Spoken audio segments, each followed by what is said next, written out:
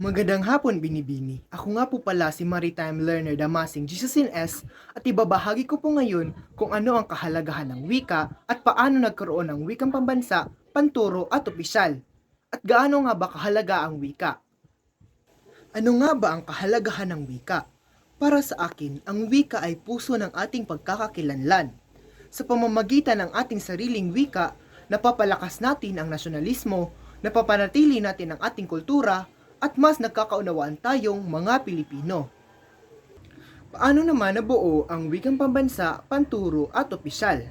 Batay sa aking natutunan, noong 1935, ipinag-utos sa saligang batas na pumili ng isang katutubong wika na magiging batayan ng wikang pambansa. Taong 1937, napili ang Tagalog bilang batayan at ito'y naging opisyal na tinatawag na Pilipino noong 1959. Pagsapit ng 1987, pinalitan ito ng Filipino bilang wikang pambansa na bukas naman sa iba pang wika sa Pilipinas. Ang wikang panturo naman ay nabuo bilang bahagi ng layunin ng pamahalaan na gawing mas aktibo ang edukasyon sa Pilipinas. At ito ay tumutukoy sa wikang ginagamit ng guro sa pagtuturo ng mga aralin sa paaralan. Ang wikang opisyal naman ay ginagamit ng pamahalaan sa mga dokumento, batas, komunikasyon at iba pang opisyal na transaksyon.